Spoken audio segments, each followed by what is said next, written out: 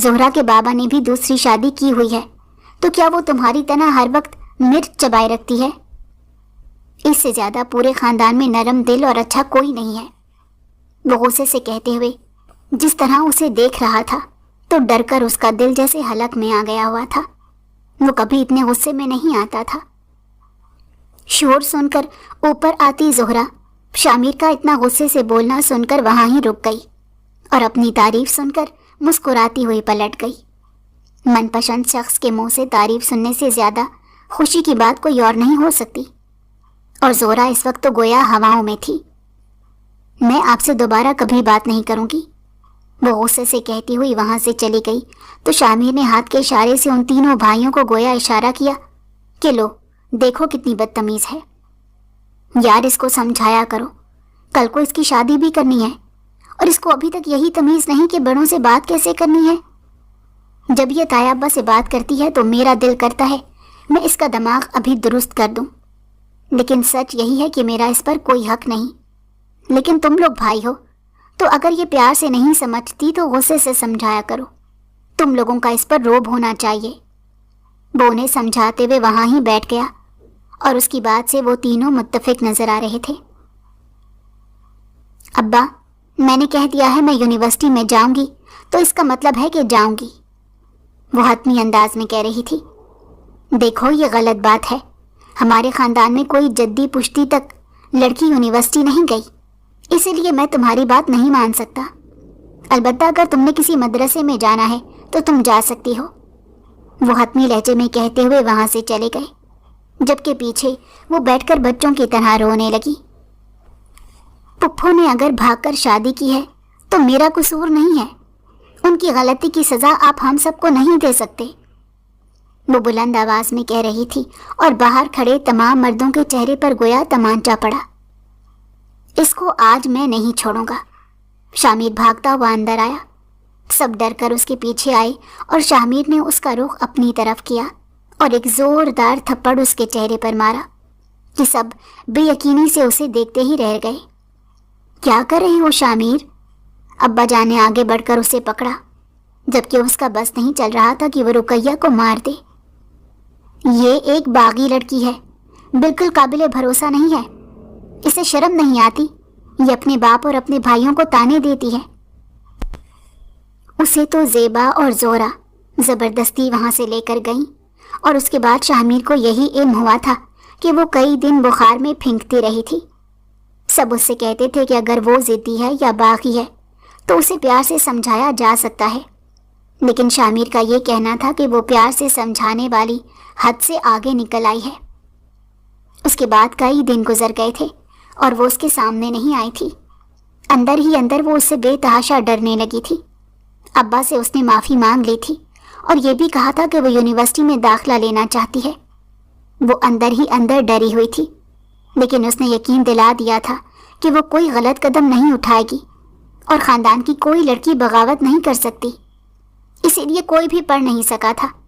جبکہ اس نے کر لی تھی تو گھر والے سب مان گئے کہ اب زمانہ بدل گیا تھا۔ شامر نے بھی کہا تھا کہ اسے یونیورسٹی جانے کے لیے کوئی نہ روکے، لیکن اسے اس بات کے ساتھ ہی منع کیا گیا تھا کہ وہ وہاں سے کسی دوست کے ساتھ گھومنے پھرنے نہیں جائے گی، اسے بس یونیورسٹی پڑھنے جانا تھا۔ سو وہ مان گئی تھی۔ تقریباً یونیورسٹی جاتے اسے 1.5 سال ہو گیا تھا اور وقت گزرنے کا واقعی پتہ نہیں چلتا۔ اس کا ابا کے ساتھ تعلق کافی اچھا ہو گیا تھا کہ وہ پہلے جیسی باغی نہیں رہی تھی۔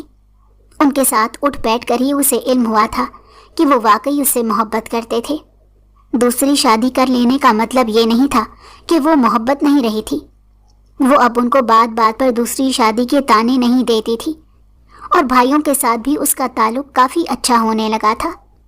شاید یہ یونیورسٹی جانے کا ہی اثر تھا کہ پڑھائی کی وجہ سے اس کے اندر تھوڑا بہت شعور آنے لگا۔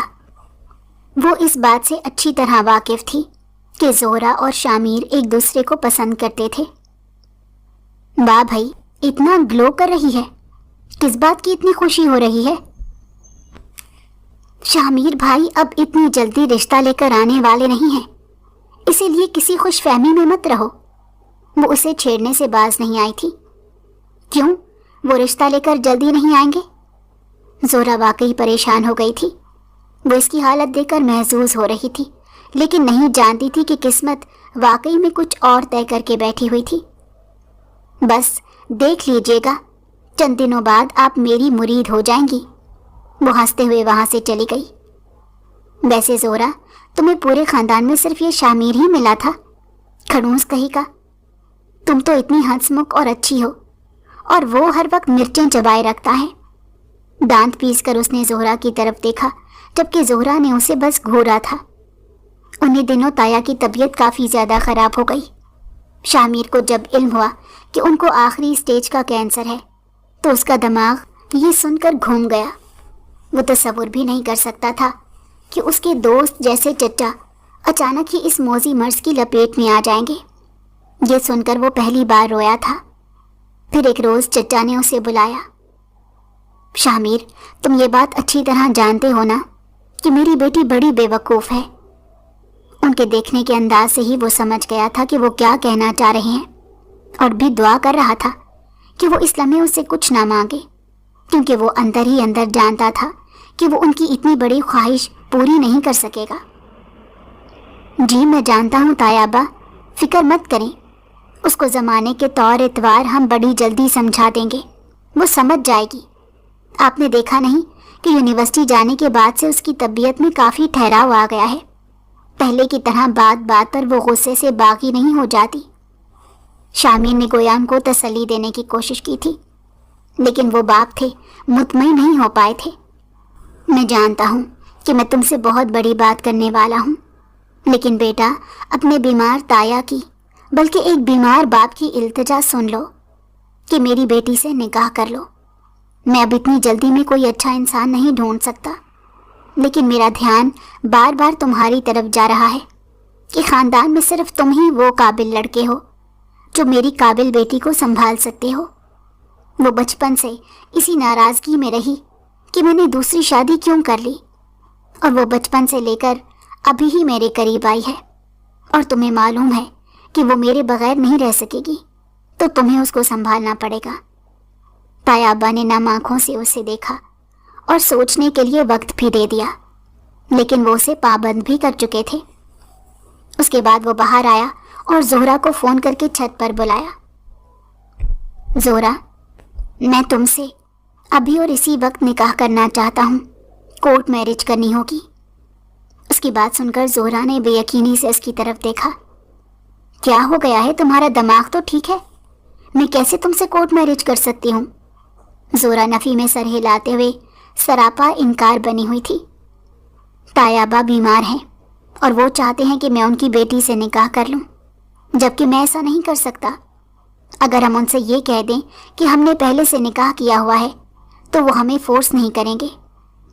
شامیر نے اسے سمجھانے کی بہت کوشش کی، لیکن اس کی نہ ہاں میں نہ بدل سکی، کیونکہ اسے معلوم تھا کہ اگر وہ ایسا کرے گی تو گھر والوں کا اعتبار توڑ دے گی، اور وہ باپ کا اعتبار نہیں توڑنا چاہتی تھی۔ یہ کوئی حل نہیں ہے، میں اس حل کو نہیں مانتی۔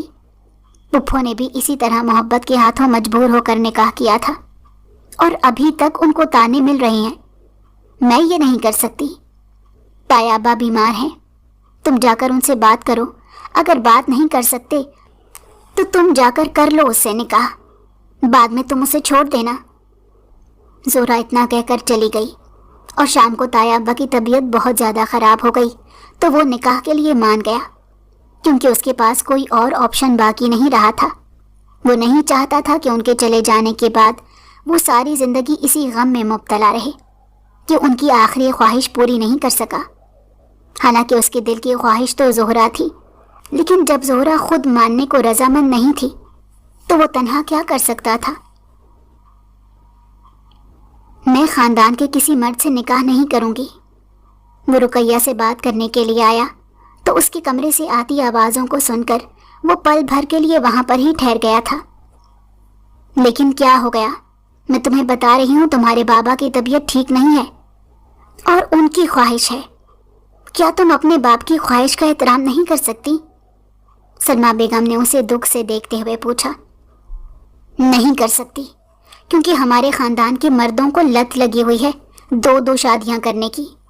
میں اس سب سے خود نہیں گزر سکتی اماں جس سے آپ گزری ہیں، اور اپنی اولاد کو سب سے نہیں گزار سکتی جس سے میں گزری ہوں۔ وہ بچوں کی طرح روتے ہوئے کہہ رہی تھی، تمہارے پاس اور کوئی چارہ نہیں ہے۔ اتنی دیر میں دروازہ کھلا اور شامیر کمرے میں داخل ہوا۔ شامیر لالا، میں آپ سے نکاح نہیں کر سکتی۔ شامیر نے حیرانگی سے اس کی طرف دیکھا۔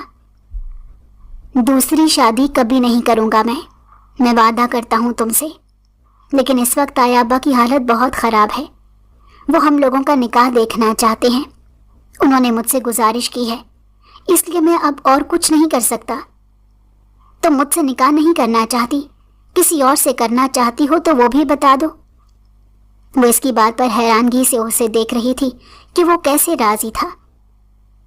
زہرا اور آپ ایک دوسرے کو پسند کرتے ہیں، اس نے گویا اسے یاد دلایا تو شامیر کو لگا کسی نے دکھتی رگ پر ہاتھ رکھ دیا ہو۔ میں فی الحال نکاح کرنا چاہتا ہوں، میں فیوچر کے بارے میں کچھ نہیں سوچ رہا، تایا ابا کی حالت ٹھیک نہیں ہے، وہ اذیت سے کہہ کر وہاں سے چلا گیا، جبکہ وہ گرنے والے انداز میں بیٹھ گئی اور اتنی دیر میں اماں آئیں اور اس کے آگے ہاتھ جوڑ دیے۔ جب باپ کی حالت خراب ہونے لگی تو اس کے پاس بھی اور کوئی چارہ نہیں رہ گیا تھا۔ ان کی حالت 2 دن کے لیے سنبھلی تھی تو ان کی شادی کر دی گئی۔ رخصتی کے لیے وہ تیار نہیں تھی، لیکن پھر بھی رخصتی کر دی گئی۔ زہرا کو تو لگا جیسے اس کے وجود پر قیامت ٹوٹ پڑی ہو، لیکن شامیر نے اسے کہا تھا کہ میں کوشش کروں گا کہ میں اسے کچھ عرصے کے بعد چھوڑ دوں، اسی لیے اسے تھوڑی بہت تسلی ہو گئی تھی، لیکن وہ کسی بھی صورت اسے نہیں چھوڑنا چاہتی تھی۔ مگر اس نے شامیر پر یقین کر لیا تھا کہ وہ اس کی خاطر ایک دن اسے چھوڑ دے گا، کیونکہ اس نے نکاح تو صرف تایا ابا کی خوشی کے لیے کیا تھا، وہ خود بھی اس نکاح کے لیے بالکل رضامند نہیں تھی۔ جس روز ان کا ولیمہ ہوا اسی شام اچانک تایا ابو سب کو چھوڑ کر چلے گئے، گویا وہ اس ولیمے کے انتظار میں ہوں۔ وہ جو کہتی تھی کہ اسے اپنے باپ سے بالکل پیار نہیں، اپنے باپ کے جانے کے بعد وہ مکمل طور پر ٹوٹ کر رہ گئی تھی۔ اس نے یونیورسٹی جانا چھوڑ دیا تھا، ہر وقت روتی رہتی تھی، کسی سے بات نہیں کرتی تھی، سب اسے اپنے تئیں زندگی کی طرف لانے کی کوششوں میں تھے، لیکن وہ جیسے زندگی سے ہی ناراض ہو گئی تھی۔ وہ سب سے یہی کہتی تھی کہ جب میں نے ابا کے ساتھ ہر رشتے کو قبول کر کے زندگی کو جینا شروع کیا تو ابا کیوں چلے گئے؟ میں جا رہی ہوں کہ اب تو بھائی صاحب کا چیلم ہو گیا ہے، تو باقاعدہ جا کر رقیہ کو واپس لے آتی ہوں۔ اماں جان نے کہا تو شامیر ان کی اس بات سے متفق نہیں تھا، بلکہ وہ کہنے لگا کہ ابھی وہ صدمے میں ہے، تو اپنے بھائیوں اور ماں کے ساتھ وہ پھر تھوڑا اچھا گزار لیتی ہے تو اسے وہاں پر بھی رہنے دے، کیونکہ ڈاکٹر نے بھی کہا ہے کہ اسے خوش رکھنے کی کوشش کریں، ورنہ اسے شدید قسم کا ڈپریشن ہو سکتا ہے۔ ویسے بھی ہم نے یہ نکاح اس وقت تایا ابا کے لیے کیا تھا، تو جب تک وہ یونیورسٹی کی تعلیم مکمل نہیں کر لیتی میں رخصتی کے حق میں نہیں ہوں۔ اسی طرح کرتے کرتے کئی مہینے گزر گئے۔ شامیر خود ایک کورس کے لیے لندن چلا گیا، وہاں جا کر ایسا مصروف ہوا کہ کسی کی یاد ہی نہ آئی۔ زہرا اور اس کا تعلق البتہ خاموشی کی نظر ہو گیا۔ زہرا اسے فورس کرتی تھی کہ وہ رقیہ کو چھوڑ دے، مگر وہ متفق نہیں تھا۔ وہ کہتا تھا کہ مجھے وقت دو۔ اسے وہ اچھی لگنے لگی تھی، وہ بدتمیز رویہ نہیں رکھ رہی تھی، اور وہ اسے بس اس کی بدتمیزی کی وجہ سے چڑھتا تھا۔ ایک روز سلمیٰ بیگم نے دانستہ کہا کہ رخصتی تو ہو گئی ہے تو تم واپس چلی جاؤ، تو اس نے کہا تھا کہ اماں کچھ عرصہ یہاں رہوں گی پھر واپس چلی جاؤں گی۔ وہ ان کو نہیں بتا سکی تھی کہ زہرا اور شامیر ایک دوسرے کو کس قدر پسند کرتے تھے، اور وہ ان دونوں کے بیچ کبھی نہیں آنا چاہتی تھی۔ ویسے بھی اسے شامیر بالکل اچھا نہیں لگتا تھا۔ زہرا نے جب اسے یہ بتایا تھا کہ شامیر نے اس کے باپ کی بات مان کر اس سے نکاح کیا تھا اور وہ جلد ہی اسے چھوڑ دے گا، تو تب سے اس نے دل میں تہیہ کیا ہوا تھا کہ وہ اس کے حوالے سے کوئی خواب نہیں بنے گی۔ وہ ویسے بھی اپنے بابا کی اچانک جدائی کی وجہ سے بہت ڈپریشن میں جا چکی تھی۔ بھائیوں کے سمجھانے پر ہی وہ یونیورسٹی گئی۔ شامیر وطن واپس آ گیا تو سب کے فورس کرنے پر ہی وہ اس سے ملنے گئی۔ چند پل کو نظریں ملی تھیں اور پھر دونوں نے یوں نظروں کا رخ بدل لیا جیسے اجنبی ہوں۔